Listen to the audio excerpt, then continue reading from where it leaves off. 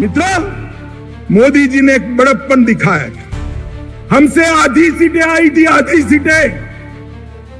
नीतीश बाबू आप आधे बनकर रह गए थे, फिर भी हमने बड़प्पन दिखाकर आपको मुख्यमंत्री बनाया था, क्योंकि मोदी जी ने वादा दिया था हम नीतीश बाबू के नेतृत्व में लड़ेंगे।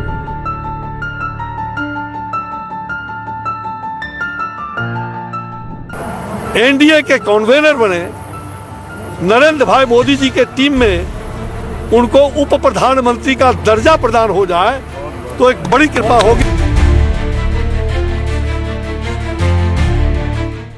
नमस्कार, मैं हूं बॉबी और आप देख रहे हैं एशियन स्काई न्यूज। 2025 में बिहार में विधानसभा चुनाव होना है। इससे पहले लगातार कई तरह की खबरें आ रही हैं, लेकिन आज जो खबर मैं आपको बताने जा रहा हूं, ये बिल्कुल नई खबर है और पार्टी के अंदर से खबर है। पिछले दिनों मैं भारतीय जनता पार्टी के नेशनल हेडक्वार्टर में मौजूद था। वहां पर मैं लोगों से बातचीत कर रहा था। इस बार 2025 के विधानसभा चुनाव से पहले भारतीय जनता पार्टी ने एक नया नारा अपने कार्यकर्ताओं के कानों में फूंक दिया है, और वो नारा है नीतीश इज फिनिश। आप देख लीजिए कि किस तरीके से भारतीय जनता पार्टी काम करती है। भारतीय जनता पार्टी के काम करने के तरीकों में कहीं से भी आपको ये नहीं दिखता कि गठबंधन धर्म का पालन हो रहा है। मैं नाम तो नहीं लूँगा, लेकिन कुछ बेहद ही ऐसे कार्यकर्ता जिनकी मौजूदगी पार्टी ऑफिस में रहती है, कुछ ऐसे ही कार्यकर्ता जो लगातार पार्टी ऑफिस में बड़े नेताओं के बीच बैठते हैं, उनसे बातचीत होती है। वैसे में से एक नेता ने साफ तौर पर इस बार कह दिया नीतीश इज फिनिश। यानी कि आप सोच लीजिए कि किस तरीके से भारतीय जनता पार्टी चुनाव लड़ने के लिए किस हद तक गुजर सकती है। आपने महाराष्ट्र के विधानसभा चुनाव में देखा कि देवेंद्र फडणवीस को मुख्यमंत्री बना दिया गया, लेकिन चुनाव जो है वो एकनाथ शिंदे के नाम पर लड़ा गया, और एकनाथ शिंदे के नाम पर ही भारतीय जनता पार्टी को वो बड़ा मार्जिन हासिल हुआ जो आज तक महाराष्ट्र में किसी को नहीं हुआ था। उसने कांग्रेस के भी पुराने इतिहास को पीछे छोड़ दिया। और अब 2025 के नवंबर में विधानसभा के चुनाव हो जाने हैं। बिहार की अगर बात करें तो पिछले 20 सालों से नीतीश कुमार बिहार के मुख्यमंत्री की कुर्सी पर काबिज हैं।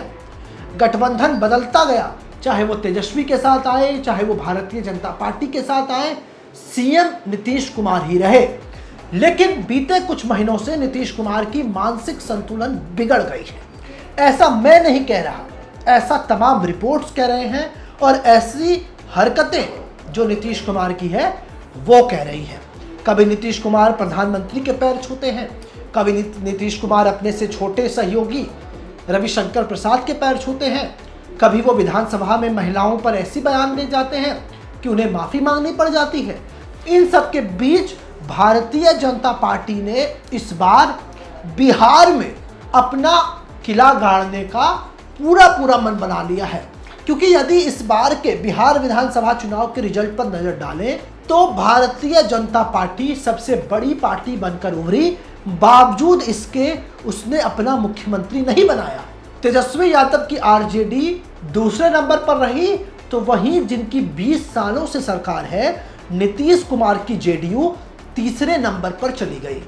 नीतीश कुमार को जितनी सीटें मिली उससे दुगनी सीटें फिलहाल भारतीय जनता पार्टी के पास है, लेकिन भारतीय जनता पार्टी अभी भी सरकार में छोटे भाई की भूमिका में है। नीतीश कुमार के साथ साथ भारतीय जनता पार्टी के 2 डिप्टी सीएम उनके आसपास रहते हैं, और लगातार ऐसे दावे किए जा रहे हैं कि आखिर इस बार बिहार सरकार को कौन चला रहा है ये किसी को पता नहीं है। ऐसे दावे प्रशांत किशोर करते नजर आते हैं, और ऐसा ही दावा तेजस्वी यादव भी करते हैं। लेकिन सबसे बड़ी बात ये कि भारतीय जनता पार्टी के शीर्ष नेताओं ने इस बार मिशन बिहार 2025 को लेकर के अपनी पूरी ताकत झोंक दी है, और इस बार भारतीय जनता पार्टी हर हाल में चाहती है कि बिहार जैसे बड़े राज्य में उनका मुख्यमंत्री हो, और ये मुख्यमंत्री कौन होगा? कोई यस मैन होगा। यस मैन से आप सोच रहे होंगे कि ये यस मैन क्या होता है। ये मेरा लैंग्वेज नहीं है, ये भारतीय जनता पार्टी का लैंग्वेज है यस मैन, जो कि नरेंद्र मोदी और अमित शाह के हाँ में हाँ मिलाए। जैसा कि दिल्ली में हुआ, रेखा गुप्ता को मुख्यमंत्री बनाया गया, वो इसलिए कि वो इनके हाँ में हाँ करें। खुद भारतीय जनता पार्टी के कई कार्यकर्ताओं ने मेरे से कहा कि रेखा गुप्ता को मुख्यमंत्री इसलिए बनाया गया। आप सोचिए, रेखा गुप्ता जो पिछला 2 विधानसभा चुनाव हार गई, दिल्ली का मेयर का चुनाव वो नहीं जीत पाई, भला वैसी महिला को, वैसी कार्यकर्ताओं को कोई मुख्यमंत्री क्यों बनाए? क्योंकि यस मैन फैक्टर काम करता है।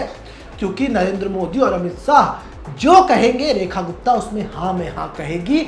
और ठीक यही फॉर्मूला बिहार में लागू होगा। बिहार में 243 सीटों पर बिहार का विधानसभा चुनाव होना है, और ऐसे में जो नारा है नीतीश इज फिनिश, वो देखने वाली बात होगी कि कहां तक काम आता है। यदि भारतीय जनता पार्टी ने इस बार चाह लिया है कि नीतीश कुमार को सत्ता से हटा दिया जाए, तो वो ऐसा करके ही रहेगी। क्योंकि हाल फिलहाल में आपने एक बयान सुना होगा, वो बयान था बीजेपी के दिग्गज नेता और पूर्व केंद्रीय मंत्री अश्विनी चौबे का। अश्विनी चौबे ने क्या कहा था, जरा याद कीजिए, कि नीतीश कुमार और प्रधानमंत्री नरेंद्र मोदी की जोड़ी राम लक्ष्मण की जोड़ी है, और नीतीश कुमार अब जो है बिहार की मुख्यमंत्री का पद नीतीश कुमार के लिए छोटा हो गया, वो केंद्र में आकर के एनडीए के कन्वेनर बन जाए और डिप्टी प्राइम मिनिस्टर का पद हासिल कर लें। यानी कि जो रणनीति भारतीय जनता पार्टी ने बनाई है, उस रणनीति पर अब काम भी शुरू हो गया है। अब देखने वाली बात होगी कि क्या कुछ होता है। बाकी इस खबर पर आपकी क्या राय है, आप भी हमें कमेंट कर जरूर बताएं, और ऐसी ही तमाम खबरों के लिए हमारे साथ बने रहें। ऐसे ही तमाम खबरों के लिए आप हमारे YouTube चैनल को सब्सक्राइब करें। साथ ही आप चाहते हैं कि सबसे पहले ये खबर का नोटिफिकेशन आपको मिले, तो बेल आइकन को दबाना ना भूलें। इसी के साथ हमारी टीम आपके लिए लेकर के आई है एक जबरदस्त मौका, एक गिफ्ट जीतने का। आप इस वीडियो को 15 ग्रुपों में शेयर कर दिए गए नंबर पर अपना स्क्रीनशॉट भेजें, जिसके बाद हमारी टीम आपको देगी एक शानदार गिफ्ट वाउचर।